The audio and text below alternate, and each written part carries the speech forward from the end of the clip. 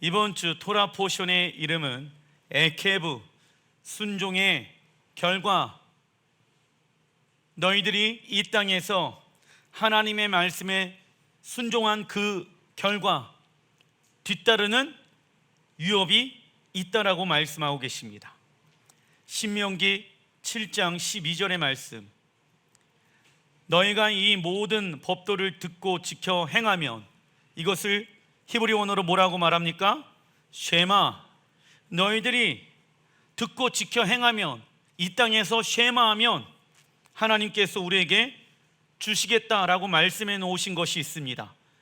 다 같이 읽어보겠습니다. 시작. 내 하나님 여호와께서 내 조상들에게 맹세하신 언약을 지켜 내게 인애를 베푸실 것이라. 곧 너를 사랑하시고 복을 주사 너를 번성하게 하시되 내게 주리라고 내 조상들에게 맹세하신 땅에서 내 소생에게 은혜를 베푸시며 내 토지 소산과 곡식과 포도주와 기름을 풍성하게 하시고 내 소와 양을 번식하게 하시리니. 아멘. 우리가 하나님의 말씀에 쉐마하게 되어지면 하나님께서 우리에게 무엇을 베푸십니까? 인애를 베푸시며, 그리고 우리 믿음의 조상들에게 약속해 놓으신 어떠한 땅을 우리에게 유업으로 주십니까? 약속의 땅을 우리에게 유업으로 주실 때가 반드시 올 것입니다. 그래서 여러분들, 약속의 땅은 누가 유업으로 받을 수가 있게 되어집니까? 쉐마하는 사람들. 그래서 쉐마하는 사람들에게 에케브, 순종의 결과가 따라오게 되어진다라는 것이에요. 하나님은 이스라엘 백성들이 모든 법도를 지켜 행하면 그 결과로, 에케브, 순종의 결과로 무엇을 얻게 하십니까? 첫째, 하나님이 믿음의 조상들에게 맹세하신 약속의 땅에서 하나님의 부요와 번성을 받게 될 것이라고 말씀하신다. 그래서 우리가 이 땅에서 하나님의 말씀에 쉐마하면서 살아가는 이유는 이 땅에 임할 하나님의 나라를 기업으로 얻기 위함인 것입니다. 하나님 나라에 들어가기 위함인 것이다. 둘째, 우리가 하나님의 말씀에 쉐마하면 그 결과 무엇을 경험하게 되어집니까? 하나님의 인애. 히브리 원어로 인애는 헤세드라고 말할 수 있지요. 참고로 하나님의 보편적인 사랑은 히브리 원어로 아하바라고 말합니다. 하나님의 보편적인 사랑, 아하바는요, 모든 사람이 살기 적절한 자연 환경, 필요한 양식 등의 살기에 적합한 몸의 기능과 구조 등에서 하나님의 아하바가 나타나게 되어진다. 그러나 하나님의 인애는요, 무엇을 바탕으로 한 사랑을 말합니까? 하나님의 언약 안에 있는 충실한 사랑을 바탕으로 말한다. 그렇다면 누가 하나님의 인애를 경험할 수 있습니까? 언약을 듣고 지켜 행하는 자, 쉐마하는 자들이 하나님의 헤세드, 인애를 경험하게 되어진다. 요한복음 14장 15절의 말씀, 그래서 예수님께서 이 말씀을 하신 거예요. 너희가 나를 사랑하면 나의 계명을 지키리라. 하나님을 헤세드하면 하나님의 언약이 이루어질지라 믿습니다. 예수아가 우리의 신랑으로 이 땅 가운데 와서 우리에게 약속해 놓으신, 믿음의 조상들에게 약속해 놓으신 그 땅을 유업으로 주실 거라 우리는 믿습니다. 그러한 자들은 하나님의 계명을 지키는 사람이 될 수 있다는 거예요. 이것은 구약의 개념으로만 있는 것이 아니라 신약의 개념도 동일한 말씀의 뜻인 것이죠. 즉, 하나님의 말씀에 순종하는 것을 기반하지 아니하는 하나님 사랑은요, 어떠한 문화에서 나온 것입니까? 인본주의적인 문화에서 나온 사랑입니다. 그래서 하나님의 인애를 경험하지 아니하는 자들은 무엇을 받게 되어질까요? 하나님의 인애 아니면 마지막 때 하나님의 무엇을 경험할까? 심판인 거예요.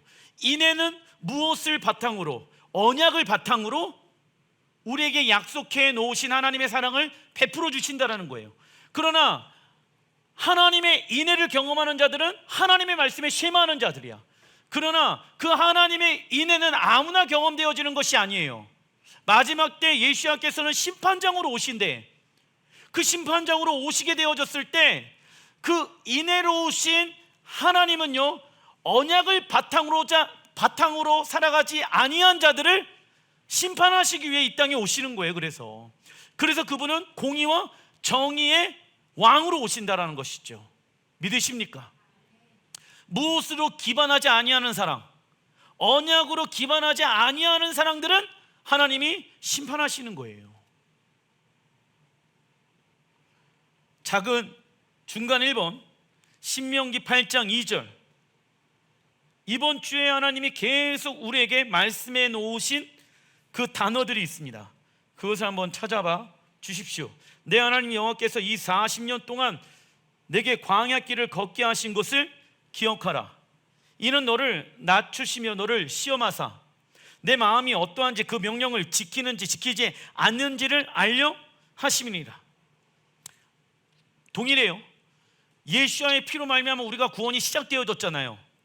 그리고 왜 하나님이 우리를 이 땅에 그냥 내버려 두셨을까요? 왜? 너를 낮추시며 너를 시험하시기 위하여. 하나님이 우리를 시험하신다. 시험은 그래서 두 가지가 있죠. 하나님이 우리에게 주시는 시험과 사단 마귀가 우리에게 주는 시험이 있죠. 그래서 예수와께 사단 마귀가 40일 금식한 이후에 세 가지의 시험거리의 내용이 이번 주 토라 포션의 내용에 담겨져 있습니다. 그런데 하나님이 우리에게 주시는 시험은 우리의 믿음을 성장시킨다. 그러나 사단이 우리에게 주는 시험은 우리의 믿음을 빼앗아 가려고 하는 것이다 라는 것을 기억하시기 바랍니다. 근데 시험 받는 것은 어디에서 받는 것입니까? 이 땅 광야에서 시험을 하는데 그것을 뭐라고 이야기를 하냐면 내 마음이 어떠한지, 그 명령을 지키는지 지키지 않는지를 알려 하십니다. 마음과 하나님의 말씀에 순종하는 것을 연결시켜 놓았죠. 목사님, 저는 하나님의 말씀을 믿습니다. 믿는다라고 하면은 행동이 나와야 돼. 그런데 하나님이 너무나도 잘 알고 있는 거예요. 너희들이 말로만 나를 믿는다라고 하는데 그 믿음을 내가 시험하길 원한단다. 너희의 마음이 어떠한지 보면 무엇을 보면 안다. 우리의 마음이 어떠한지를 무엇을 보면 안다. 우리의 삶, 우리의 행동, 우리가 하나님의 말씀에 순종하고 있는가 순종하지 아니한가를 보면은 우리의 마음을 알 수가 있다. 왜? 마음으로는 하나님 믿는다라고 하는데 하나님은 네 마음을 내가 보고 싶다. 그러면 그 마음을 보길 원한다라고 하면은 하나님께 무엇으로 우리의 마음을 보여드려야 합니까?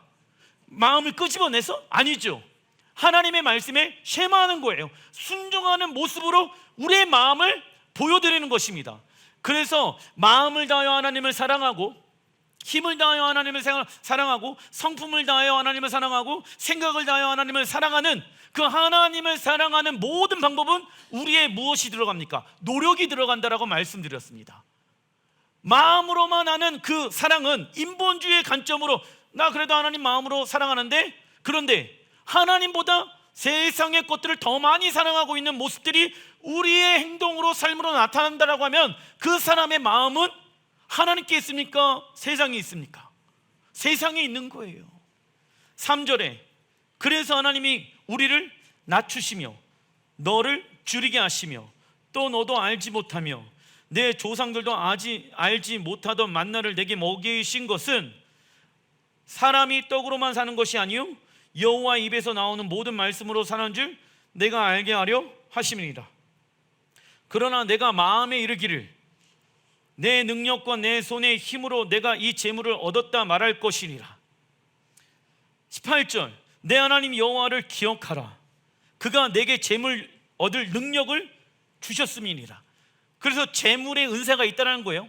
왜? 재물을 얻을 능력을 하나님이 이스라엘 백성들에게 주었다라고 말씀하고 계시죠.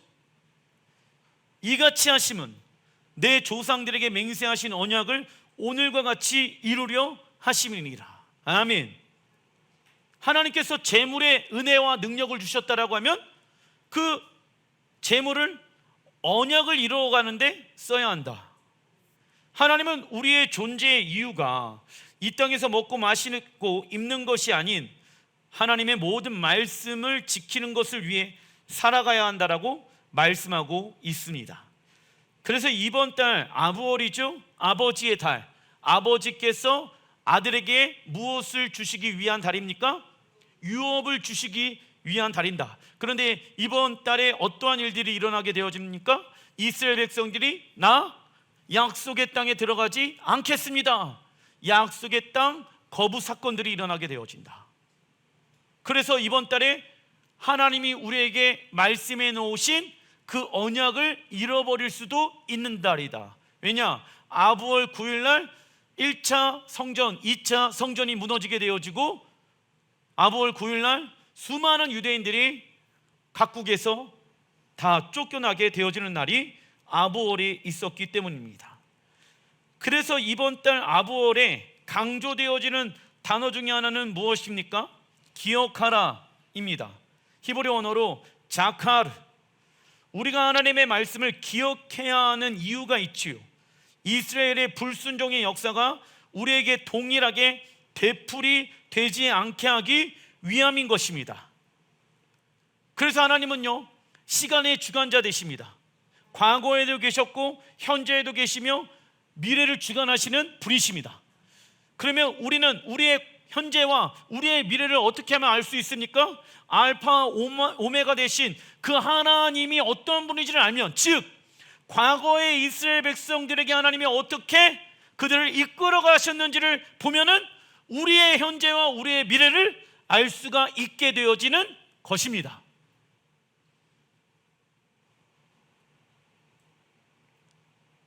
기억한다라는 것은 단순히 머리에 떠올리는 것이 아니다. 하나님이 우리에게 무언가를 기억하라고 말씀하셨다라고 하면 이는 무언가를 행하라, 쉐마하라고 말씀하시는 명령인 것이죠. 그렇다면 우리는 무엇을 기억해야 합니까? 첫째, 읽어보겠습니다. 시작. 하나님은 이스라엘에게 광야 생활 40년 동안 적군들로부터 지켜주시고 먹여주시고 입혀주신 것을 기억하며 잊지 말라고 말씀하십니다. 아멘. 이제까지 인도하신 분이 하나님이시고 앞으로도 인도하실 분이 하나님이십니다. 그래서 믿음은요, 하나님이 하신 일과 여기까지 인도하시며 이끌어 주었던 그 하나님의 놀라운 일들을 무엇하라? 기억하라. 그런데 우리가 언제 기억하지 못할까요? 환경의 어려움이 내게 오게 되어졌을 때, 재정의 어려움이 내게 오게 되어졌을 때, 여기까지 인도하신 그 하나님의 은혜를 기억해야 하는데, 나에게 있어서 내가 바라보고 있는 시선은 어디에 집중되어져 있습니까? 세상에 집중되어져 있다라고 하면 여기까지 인도하신 그 은혜를 믿음으로 바라보지 못하게 되어지는 것입니다. 그래서 앞으로도 인도하실 그 하나님의 은혜를 믿음으로 선포해야 되는데, 믿음으로 선포함으로 뚫고 나가야 하는데 믿음의 말을 하지 못하게 되어지는 거예요. 왜? 잃어버렸기 때문에, 기억하지 않고 있기 때문에. 둘째, 무엇을 기억해야 합니까? 읽어보겠습니다. 시작. 우리는 하나님 앞에서 가장 작은 자이며 가장 천한 자라는 것을 기억해야 합니다. 돈이 있고 건강이 있고 부와 명예가 있더라도 내가 하나님 앞에 어떠한 자이다, 이 세상에서 가장 작은 자이다 라는 것을 잊지 말아야 한다. 기억하라. 이 세상에서 가장 작은 자가 누구입니까? 바로 나라는 거예요. 이것을 잃어버리는 순간 우리는 어떻게 되어집니까? 교만해지기 시작합니다. 내가 능력이 있어서 무엇을 번 것입니까? 재물을 얻었다라고 이스라엘 백성들이 이야기하잖아요. 하나님의 은혜로 재물을 얻었는데 내가 능력이 있어서 내 주변의 사람들이 나를 도와줘서 환경이 이래서 내가 재물을 얻었다라고 이야기한다는 것입니다. 우리는 그래서 이 땅에서 살아가는 존재의 이유가 먹고 마시는 것에 있지 아니하며 하나님의 말씀에 쉐마하는 것에 있어야 하는 것입니다. 그래야 내가 하나님 앞에서 가장 작은 자라는 것을 알아야 하나님 앞에 아나부할 수 있다. 아나부 뜻은 무엇입니까? 겸손. 그래서 겸손한 자만이 하나님의 말씀에 무엇을 할 수 있습니까? 쉐마할 수 있는 거예요. 순종할 수 있는 거예요. 히브리어 아나부는 사람과 사이 안에서의 가난하고 천한 모습을 의미하는 것이 아닙니다. 하나님 앞에 우리 인간은 가난한 자이며 천한 자라는 것을 잊지 말아야 합니다.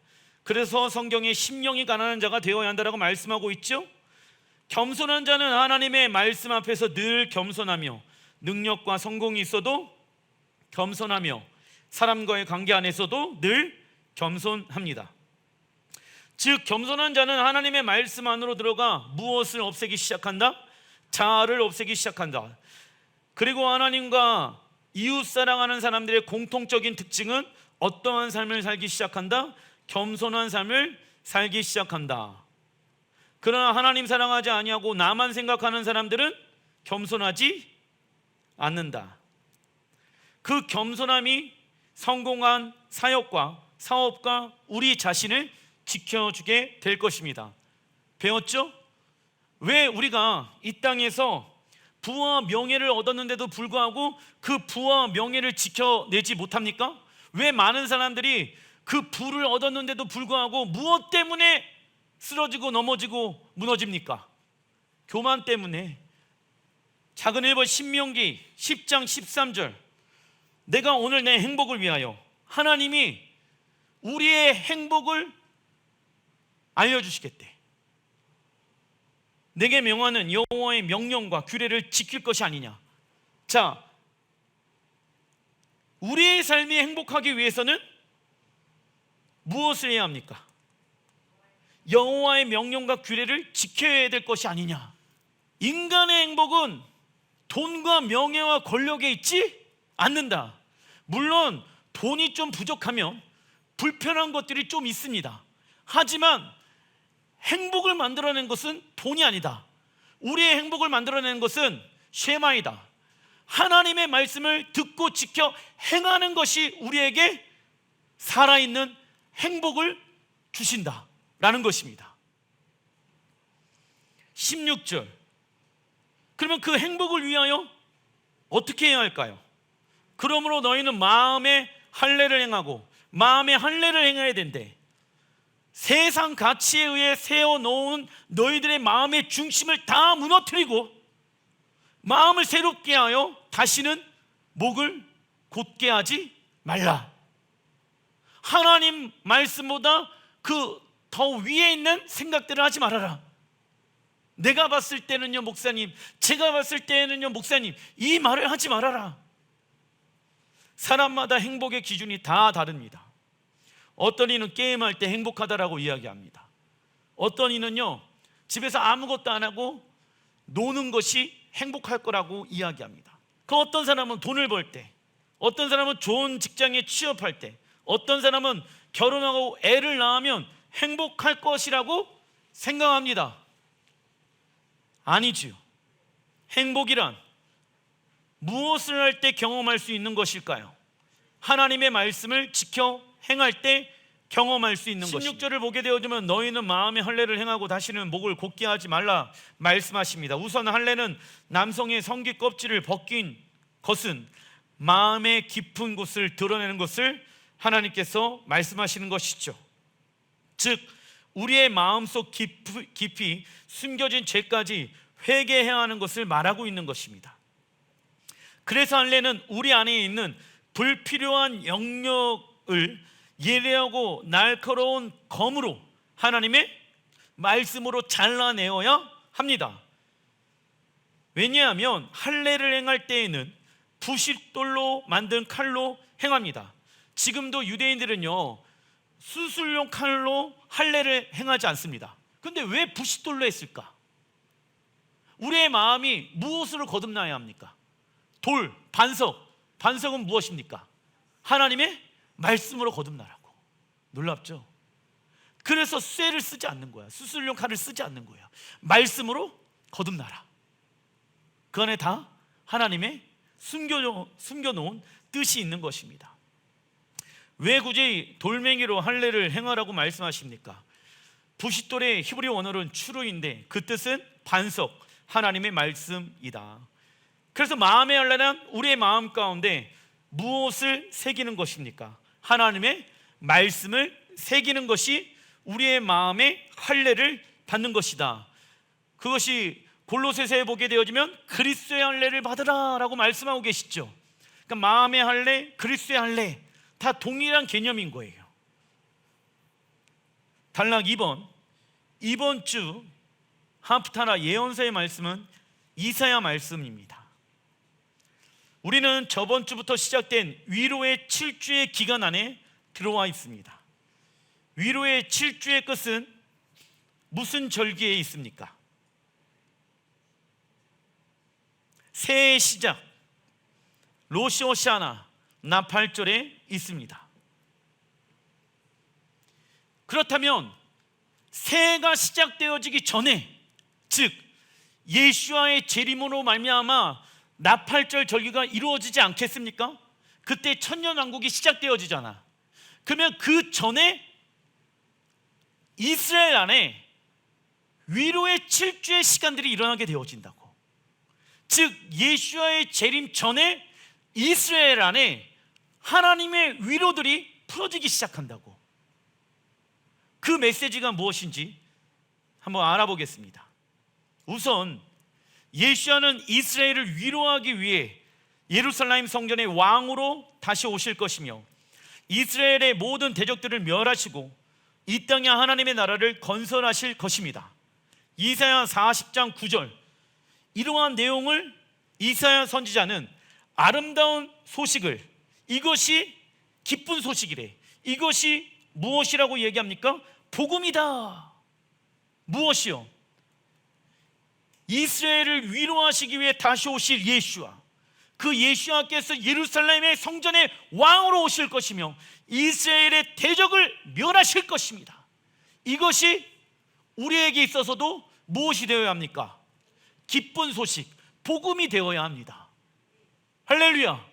이 말씀이 우리에게 참된 위로의 메시지가 되어야 할지라 믿습니다. 이 아름다운 소식을 시온에 전하는 자여, 너는 높은 산에 오르라. 아름다운 소식을 예루살렘에 전하는 자여, 너는 힘써 소리를 높이라.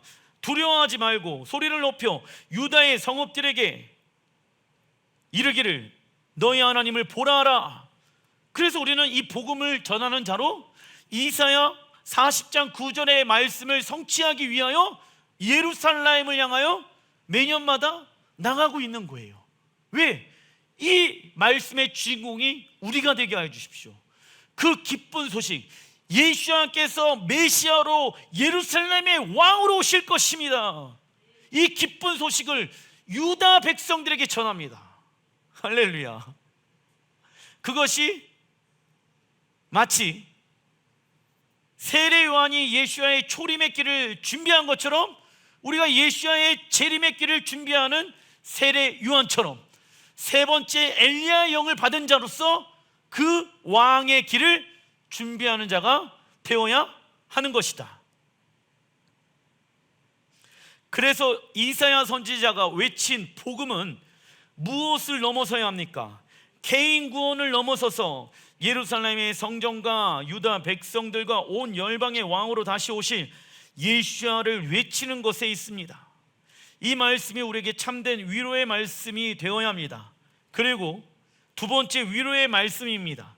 이사야 49장 14절의 말씀, 오직 시온이 이르기를 여호와께서 나를 버리시며 주께서 나를 잊으셨다 하였거니와, 15절, 여인이 어찌 그 젖 먹는 자식을 잊겠으며. 근데 하나님 말씀하시는 거예요. 여인이 엄마가 어떻게 젖 먹는 자식을 잊겠느냐? 그 얘기하지 말아라.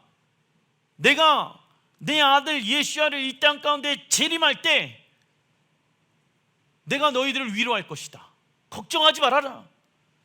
자기 태에서 난 아들을 긍휼히 여기지 않겠느냐? 우리에게 있어서 장자는 교회가 아니라 어디입니까? 이스라엘이죠. 그들은 혹시 잊을지라도 너희들은 잊을 수 있겠지만 하나님은 너를 잊지 아니할 것이리라. 그래서 하나님이 어떻게 하셨습니까? 16절에 내가 너를 내 손바닥에 새겼고, 누구를? 이스라엘을 하나님의 손바닥으로 새겼고 너의 성벽에 항상 내 앞에 있나니. 시온을 향하여, 시온 예루살렘을 하나님의 손바닥에 지금 새겼다라는 거예요. 그리고 하나님 앞에 항상 무엇이 있습니까? 너의 성벽이 있대. 이 땅에 완성되어질 새 예루살렘이 항상 누구 앞에 있습니까? 하나님 앞에 있나니. 18절 내 눈을 들어 사방을 보라. 마지막 때 일어날 일들에 대한 위로의 말씀을 두 번째 말씀하시는데, 그들이 누구입니까? 열방 가운데 흩어져 있는 모든 이스라엘 백성들이 열방 교회들과 함께 모여 누구에게로 온다?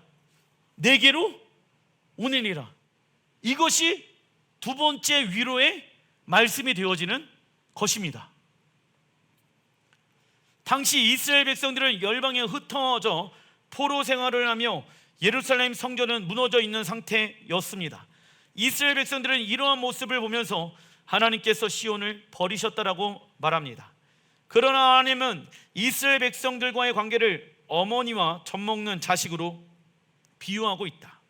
이는 하나님께서 이스라엘을 낳으시고 먹이시고 양육하고 있는 것을 보여주고 있는 것입니다. 근데 하나님이 왜 이스라엘 백성들을 징계하셨습니까? 하나님의 자녀를 양육하기 위한 시간입니다. 그들이 왜 열방 가운데 흩어지고 왜 하나님의 징계를 받게 되어졌습니까? 그 시작은 하나님의 말씀에 불순종에 의해 시작되어졌지만 그것이 그들을 영원히 버리는 것이 맞다 아니다. 아니다. 하나님께서 당신의 장자인 이스라엘을 무엇하고 계시는 것입니까? 자녀로서 양육하기 위한 시간들로 징계하고 계시는 것이에요 지금. 그리고 하나님은 예루살렘 성전을 항상 바라보시며 시온을 다시 세우시길 너무나 갈망하셔서 그 모든 일들을 어디에 새기셨습니까? 하나님의 손바닥. 여러분들, 하나님의 손바닥에 무엇이 새겨져 있습니까? 예루살렘. 그 이유가 있습니다. 예루살렘은 이 땅에 세워질 하나님 나라이기 때문입니다.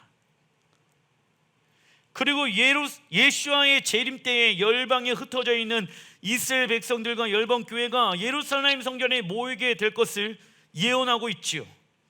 그것이 마태복음 24장 31절에 그가 큰 나팔 소리와 함께 천사들을 보내리니, 나팔절이죠.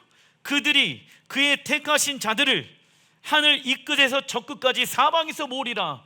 물론 그 안에 열방 교회들도 포함되어져 있지만 이 끝에서 저 끝에 지금 흩어져 있는 사람들, 누구를 말합니까?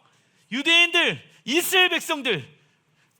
이것은 단순히 열방 교회들만을 이야기하는 것이 아니라 사실 예수님께서 이 마태복음 24장의 말씀을 예언하셨을 때에는 누구를 바라보면서 이 땅 가운데 하나님의 나라에 모이게 되어질 이스라엘 백성들을 바라보면서 이 말씀을 하신 것입니다.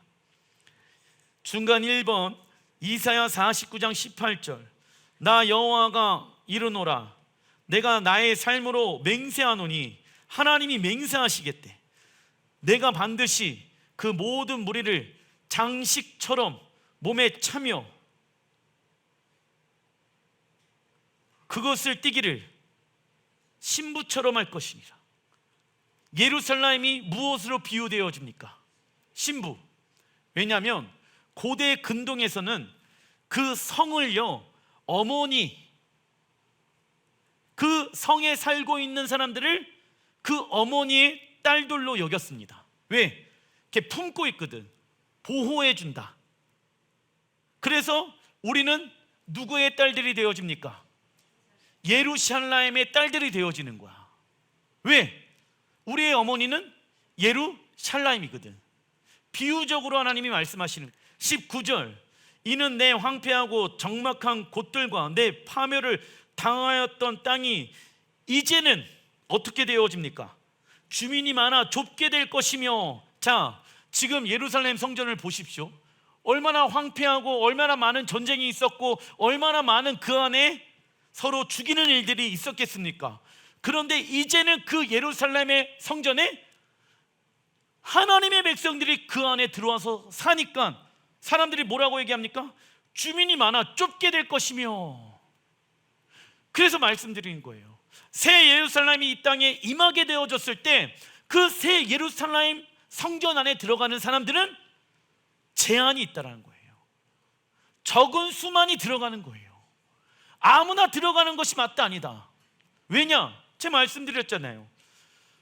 우리는 한 골, 열 골을 통치하고 다스리게 될 것인데 모든 사람들이 하나님 나라의 왕으로서 부르심을 받았어. 하지만 왕이 많겠습니까? 백성이 많겠습니까? 백성이 많겠지. 그러면 내가 다스리는 자로서 살아가기 위해서는 이 땅에서 심어야 된다고. 왕의 통치와 다스림을 받아야지 내가 한 골, 다섯 골, 열 골, 내가 새 예루살렘의 성전에 들어가서 주님과 함께 이 땅에서 왕노를 할 수 있다고. 왜? 좁대니까. 믿음으로 살아가는 사람들이 있기 때문에 그 예루살렘 성전이 한계성이 있다라는 거예요. 제한이 있다라는 거예요. 너를 삼켰던 자들이 멀리 떠날 것이니라. 예루살렘, 시온을 삼켰던 자들 있죠. 그 당시에는 바벨론, 그리고 예수님 당시에는 로마, 지금은 무슬림, 이슬람. 에? 예루살렘을 삼키려고 하잖아. 열방의 리더십들이 예루살렘에 모여서 예루살렘을 치려고 하잖아. 근데 다 떠나게 되어질 것이다. 20절, 자식을 잃었을 때 낳은 자녀. 시온이 아까 자식을 잃어버렸잖아. 근데 그 시온이 자식을 잃었을 때 열방 가운데 그 시온의 자식들, 이스라엘 백성들이 흩어졌는데 그 흩어져 있는 이스라엘 백성들이 자녀를 낳았대. 하나님의 뭐예요? 은혜인 거예요. 열방 가운데 흩어져서 이스라엘 백성들이 없어질 것이라고 그들은 생각했어.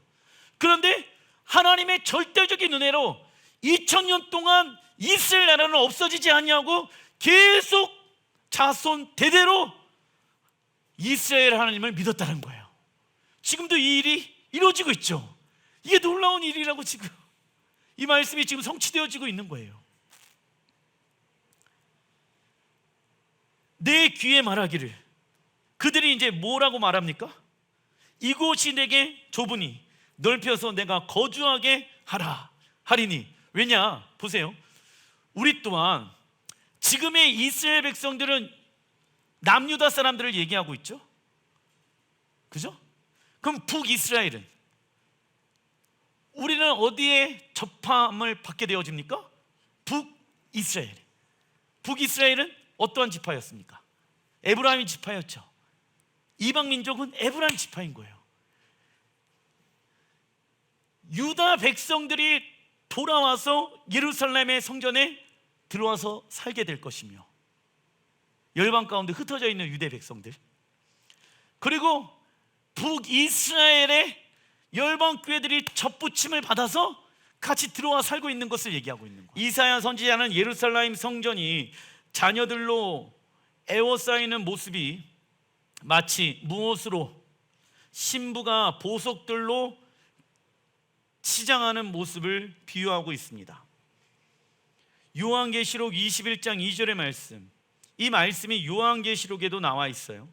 또 내가 봄에 거룩한 성 새 예루살렘이 하나님께로부터 하늘에서 내려오니 그 준비한 것이 신부가 남편을 위하여 단장한 것 같더라. 나와 있죠. 예수와의 재림의 때 회복되어질 예루살렘 성전은 신랑과 결혼하기 위해 단장한 신부와 같을 것이라고 말씀하고 있습니다. 그리고 열방 가운데 흩어진 이스라엘 백성들의 귀환으로 인해 예루살렘 성전은 장소가 좁아지게 될 것입니다.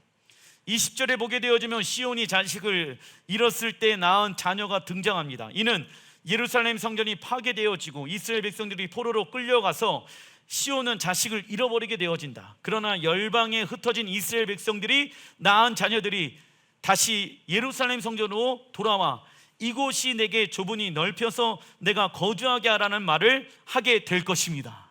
이때 지금도 이스라엘 백성들이 알리하고 있죠.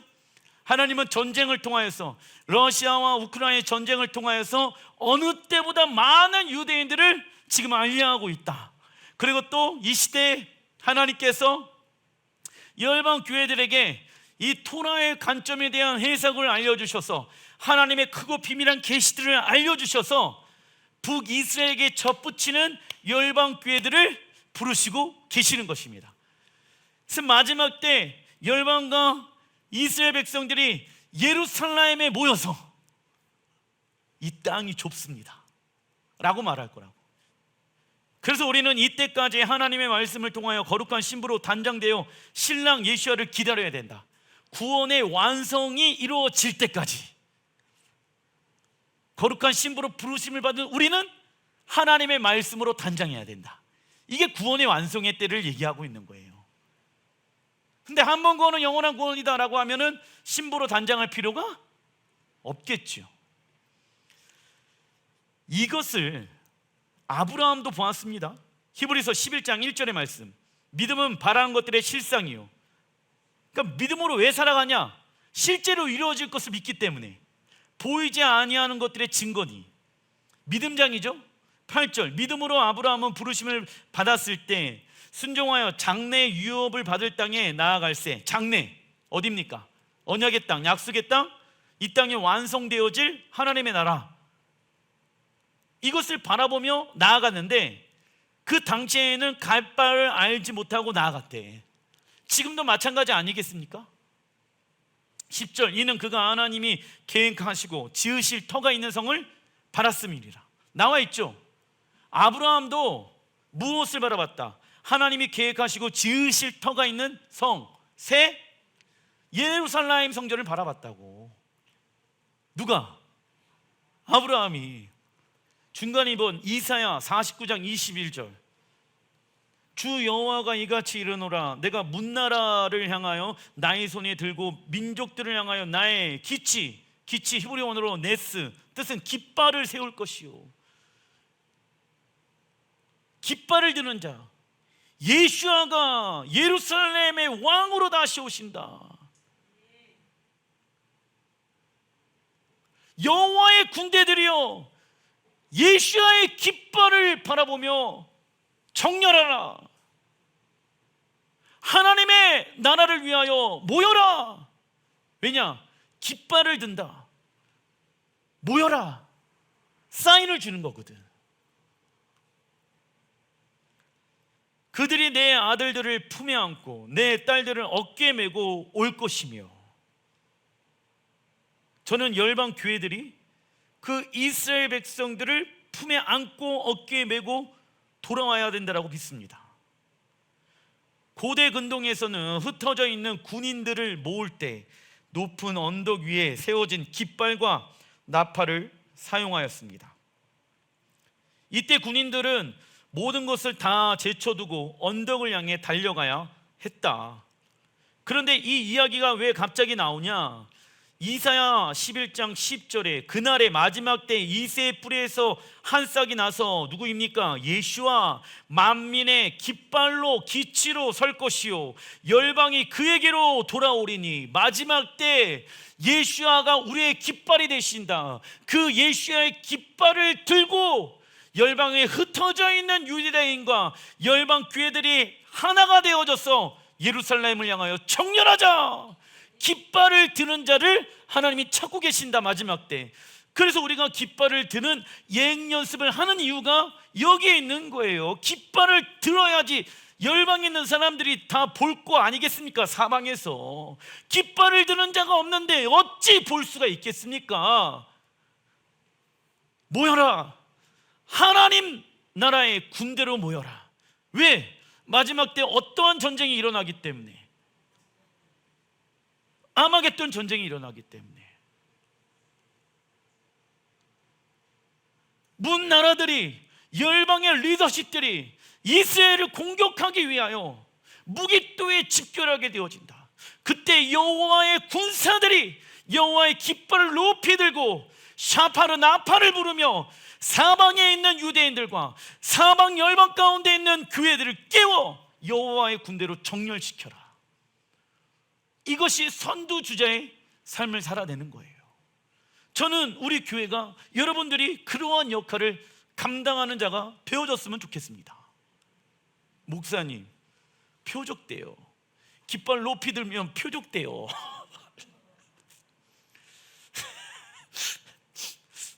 그러니까 뭘 입어야 돼? 빨개 벗고 다니면 표적이 돼갖고 맞으면 아프겠지. 전신갑주를 입어야 될 거 아니에요. 전신갑주를. 사단의 불화살을 쏘더라도 내가 막을 수 있는 믿음의 방패가 있어야지. 그죠? 아무리 싸봐라 내가 맞나?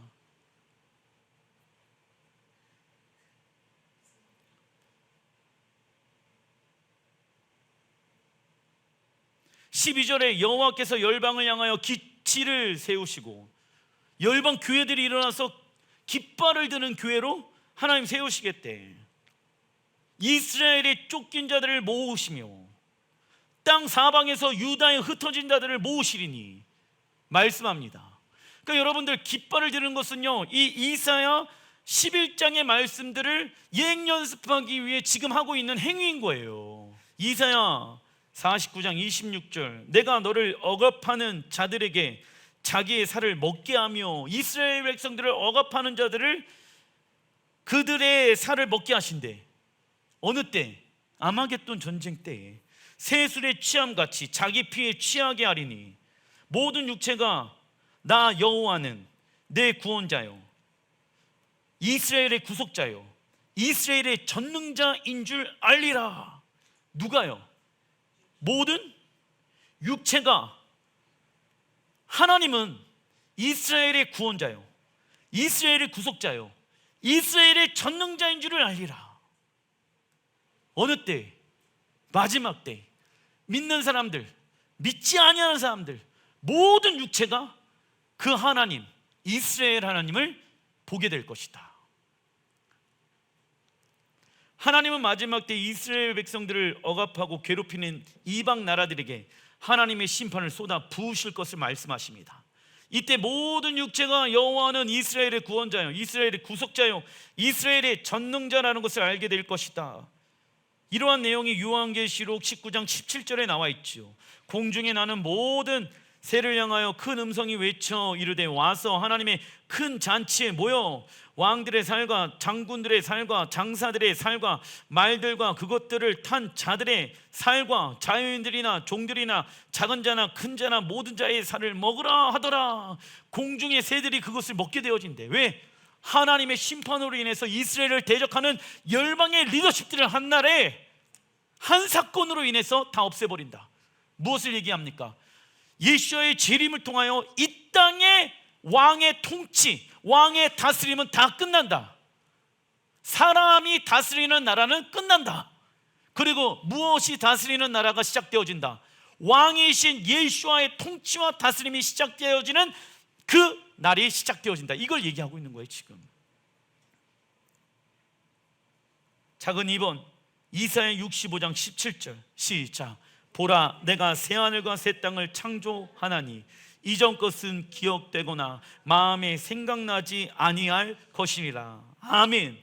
이전의 과거의 아픔과 슬픔과 좌절과 그 고난의 모든 기억과 마음의 상함들은 다 사라지게 되어질 것이다. 어느 때? 새하늘과 새 땅. 그러기 위해서는 전에 있었던 하늘과 땅이 심판받아야 되겠죠. 그 전에 있었던 땅이, 하늘이 어디입니까? 지금 우리가 살고 있는 이 땅과 하늘인 거예요.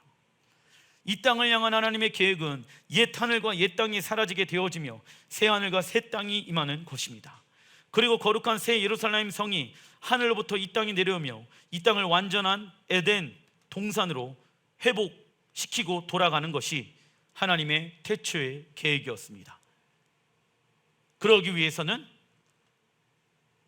하나님의 말씀에 쉐마야지 에케브 순종의 결과를 경험할 수가 있게 되어진다. 이 말씀이 우리에게 또한 위로의 메시지가 되어야 하는 것입니다. 기도하겠습니다.